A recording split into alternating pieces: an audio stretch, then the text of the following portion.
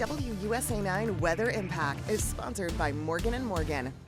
And I'm WUSA 9 meteorologist Topper Shutt. Here's the latest on Hurricane Umberto. Really became a strong storm on Monday, then sort of collapsed on Tuesday. It's going to continue its path off to the north and the east, and it's going to be well north of Bermuda and well east of our coast. Now, that said, you know, maybe the Delmarva southward, certainly the Carolinas, are going to have some rip currents and some big waves. Now, let's talk about Hurricane Imelda. Here is the track. Right now, it has winds of 85, so it's a Category 1. It's going to become a Category 2 more than likely, and that's bad news for Bermuda because it's going to go essentially right over Bermuda or just north of Bermuda. That would give them the highest winds, and that would occur late Wednesday night into the wee hours of the morning on Thursday. They already have hurricane warnings up. After that, it continues off to the north and the east, and eventually also will become a cold core storm. So, when you look at the spaghetti plot, this is really great. Pretty good confluence here. Lines are pretty close together. I mean, they get a little farther apart as we get, farther in time, but that's a pretty good confluence. I mean, remember, last Monday, Tuesday, these lines were all over the place. Some taking them into Charleston, some doing a loop and going back out to sea, some going southwest into New Orleans. That's pretty good agreement. So we're in pretty good shape, although we wanted some rain from Imelda, but that's not going to happen.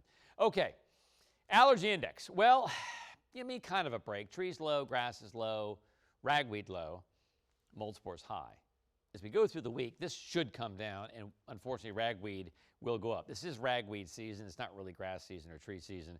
Until we get a frost, we'll keep talking about the pollen other than mold spores. All right, weather impact. Feeling like fall. Wednesday, Thursday, Friday, impact cooler days. Temperatures in the 70s, but really, that's kind of misleading. Temperatures really only around 70 on Thursday. Some burbs holding in the 60s. That's the coolest area of the season. And really the big change, chilly nights, 40s and 50s. So, you're going to need a sweater or a hoodie. The kids will in the morning anyway. And shades. And of course, always a good idea to download the WUSA 9 app. Now, early in the morning on Wednesday, temps in the 50s to low 60s. Sun coming back. Gorgeous by 9 o'clock. We're in the low to mid 60s. Fantastic, around lunchtime, take lunch outside. It's a little breezy. Northeast wind's a little breezy, but still a wonderful Wednesday. I mean, even 71 in Cumberland, 72 downtown is pretty nice. By evening, temperature's still around 70. And then we get into Wednesday night. It gets cool pretty fast. I mean, 10 o'clock, it's already 51 in Front Royal, 55 in Martinsburg, and 55 in Cumberland. So, walking the dog Wednesday night, you might want a hoodie, okay? And then by Thursday morning, we have some 40s.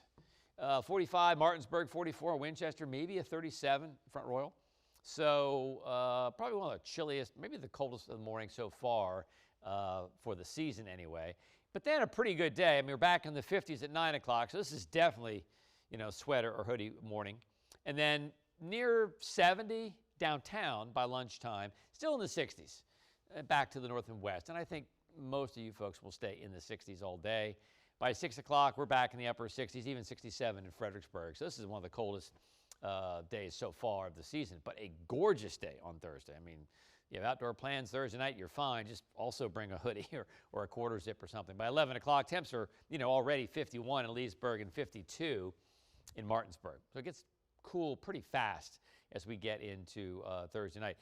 Friday at noon, great.